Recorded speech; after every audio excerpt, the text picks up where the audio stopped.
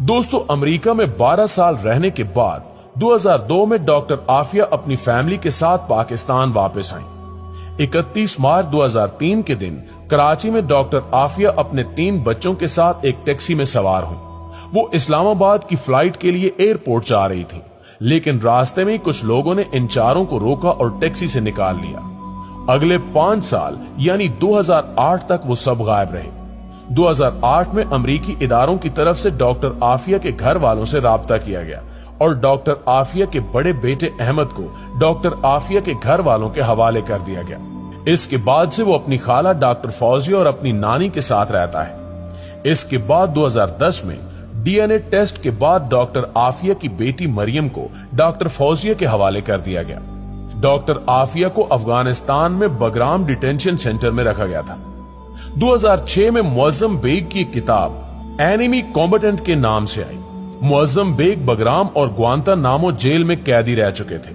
उन्होंने अपनी किताब में यह जिक्र किया कि बगराम जेल में इन्हें एक औरत की इंतहाई दर्दनाक चीखें सुनाई देती थी।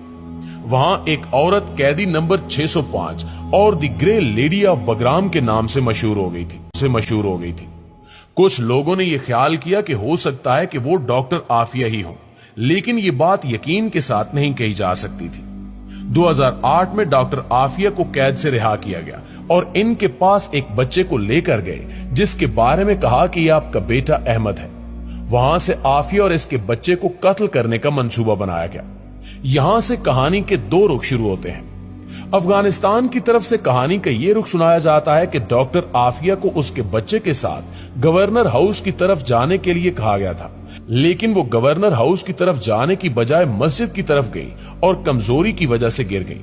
जबकि दूसरी तरफ अमेरिका की तरफ से यह बयान दिया जाता है कि इनके फौजियों के पास यह खबर थी कि एक दहशतगर्द औरत आएगी जो देखने में बहुत कमजोर लगेगी लेकिन बहुत खतरनाक है।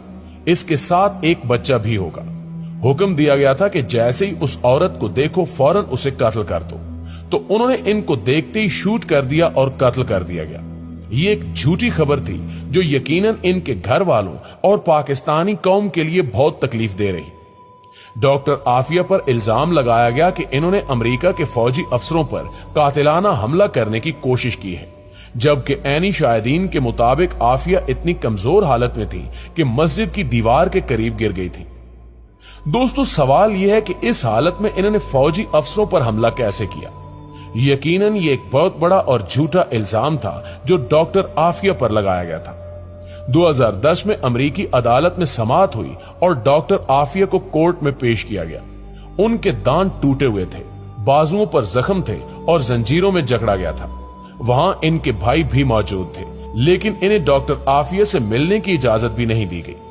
इस पेशी के दौरान तमाम सबूत डॉक्टर आफिया के हक में थे।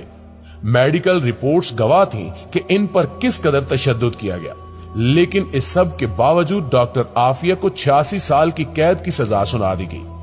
आज डॉक्टर आफिया अमेरिका की FMC कॉर्सवेल जेल में है, जिसे जहन्नुम के गढ़े से तशबीह दी जाती है। ये जेल बाहर की दुनिया से मुकम्मल तौर पर कटी हुई है। वहां इन पर जिस्मानी तशद्दुद, जिनसी ज्यादती और हर तरह का जुल्म किया जाता है। इनके लिए भेजे गए खत भी वापस कर दिए जाते हैं। डॉक्टर आफिया की बहन डॉक्टर फौजिया डॉक्टर आफिया की रिहाई के लिए मुसलसल कोशिश करती रही। हाल ही में डॉक्टर फौजिया और सेंटर मुश्ताक अहमद डॉक्टर आफिया से मुलाकात के लिए अमेरिका रवाना हुए। डॉक्टर आफिया के अगवा के 20 साल बाद इनकी बहन इनसे मिलने गई तो इनसे हाथ मिलाने और गले मिलने की इजाजत भी नहीं थी। कमरे के एक हिस्से में कौम की बेटी डॉक्टर आफिया थी और दूसरी तरफ डॉक्टर फौजिया, सेंटर मुश्ताक अहमद और इनके वकील। दरमियान में शीशे की दीवार थी। अल्लाह ताला डॉक्टर आफिया की रिहाई और वतन वापसी के लिए की जाने वाली कोशिशों को कामयाब करे और हमें अपने अजीम लोगों की कदर करने वाला बना दे। आमीन।